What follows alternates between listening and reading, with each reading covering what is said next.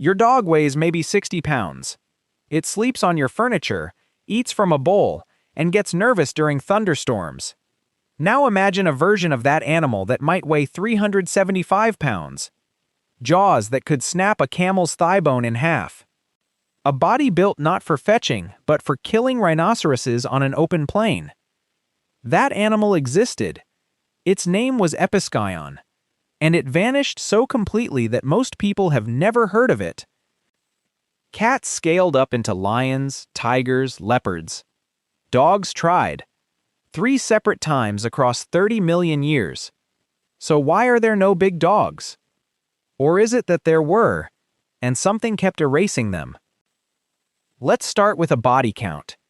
In 2015, a team led by Daniele Silvestro at the University of Gothenburg analyzed over 2,000 fossils spanning 40 million years of North American carnivore history.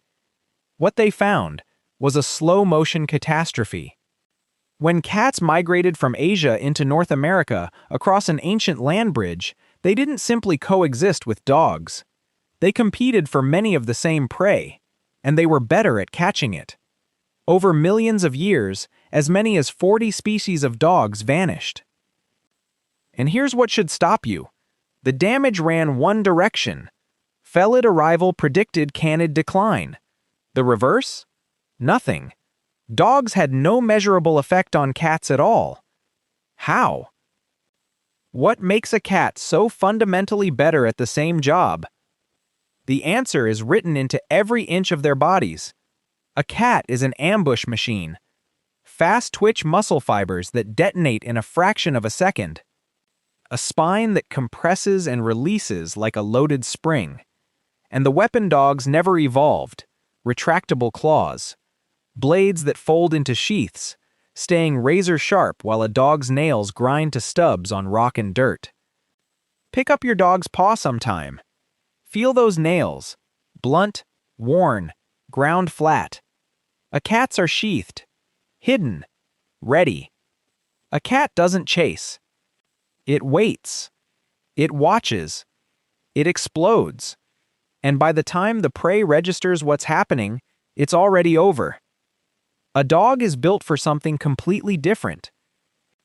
In 2015, Borja Figueiredo and his team at the University of Malaga tracked 37 million years of changes in canid forelimb anatomy and found a one-way road. As grasslands replaced forests across North America, dogs lost every place to hide. Their elbows stiffened. Their wrists locked forward. Their entire body rebuilt itself into a pursuit machine, built to run prey down across miles of open ground. That's not a choice. That's a continent rewriting an animal's blueprint. And the blueprint came with a price. 12 million years ago, something extraordinary walked the plains from Florida to California. Epicyon haydeni. The largest individuals may have approached 375 pounds, the largest canid that ever lived. When researchers Zi Jack Seng and Xiaoming Wang at the Los Angeles Natural History Museum studied its skull in 2010, they described something that didn't look like a dog at all.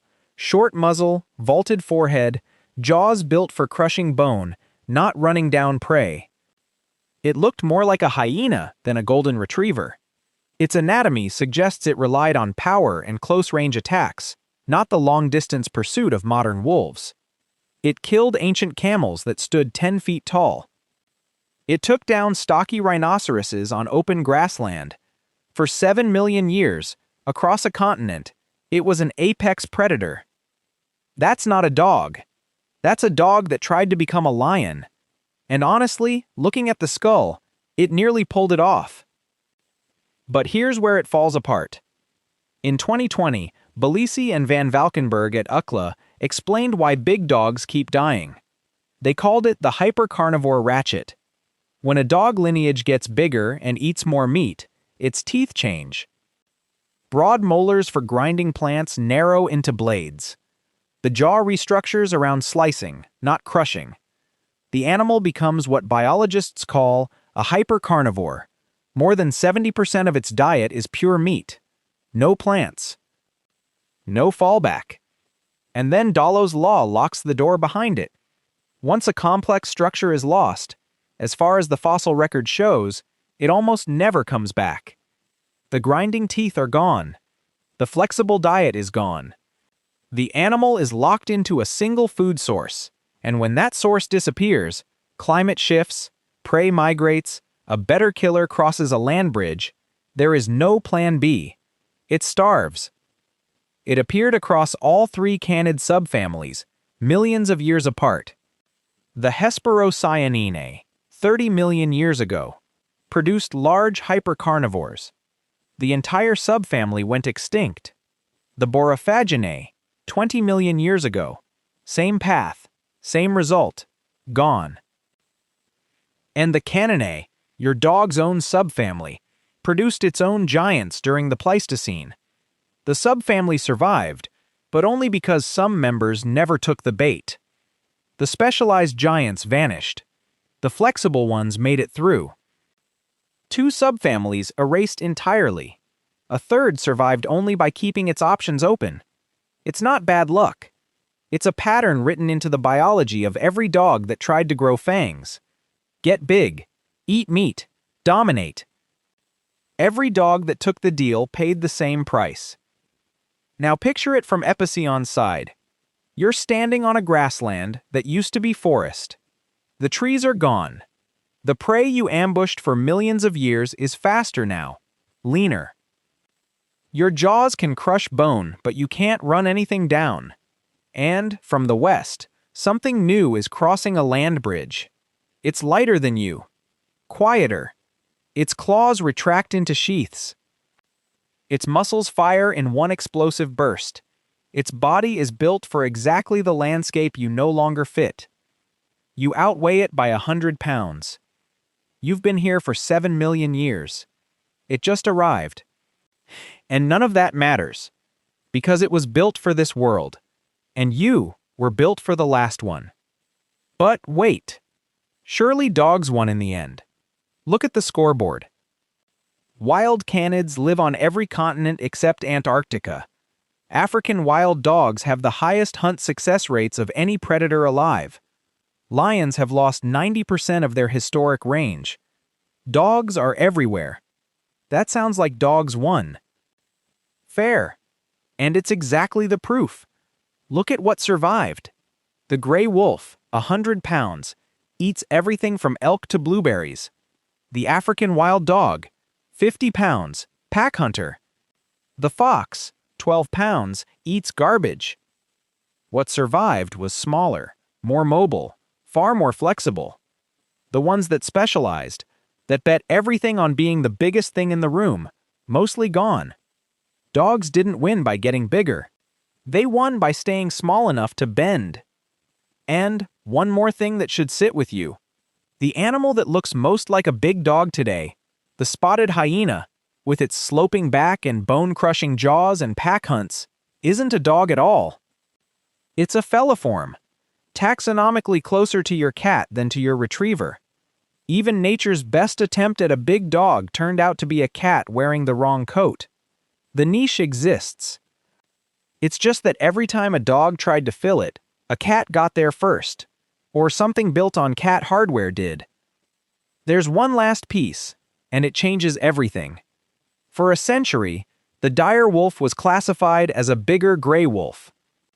Same genus, just scaled up. It weighed around 150 pounds. More than 4,000 specimens have been pulled from the La Brea tar pits alone, more than any other large predator found there. It was supposed to be the proof, the one big dog that made it. Then, in 2021, Angela Perry's team at Durham University extracted ancient DNA from 5 dire wolf fossils. What they found rewrote the textbooks. The dire wolf split from the gray wolf 5.7 million years ago. It wasn't a wolf. It couldn't interbreed with wolves or coyotes, even though they shared the same continent for millennia. It was reclassified into its own genus, Epicyon dirus. Still a canid, but not a wolf, not even close. An ancient lineage that split off before modern wolves even existed, walked alongside them without ever mixing, and vanished 13,000 years ago. No descendants, no hybrids, just bones in tar. And nobody knew until the DNA told us. We can line up those bones. We can sequence the DNA and count the dozens of species that disappeared and trace the trap that caught each one. But we can't rewind the tape and watch the moment when getting bigger stopped being an advantage and became a sentence. Your dog is on the couch. It's small. Not because its ancestors couldn't grow. They could, across all 3 branches of the dog family tree. Each time, they built something powerful enough to dominate a continent. And each time, something quieter and sharper outcompeted them into oblivion. The dogs that survived were the ones that never specialized. The size, the pure meat diet, the crushing jaws. They gave all of it up, stayed in packs, stayed flexible, ate whatever was around. And then, somewhere around 15,000 years ago, they did something no apex predator would ever do. They walked up to the most dangerous animal on the planet and stayed. Cats taught dogs what size costs. The ones that listened are sleeping next to you right now. The ones that didn't are in a museum. We took that animal and gave it a name and a bowl. Your dog's lineage tried to be a lion. Every time, it ended the same way. It learned to be yours instead.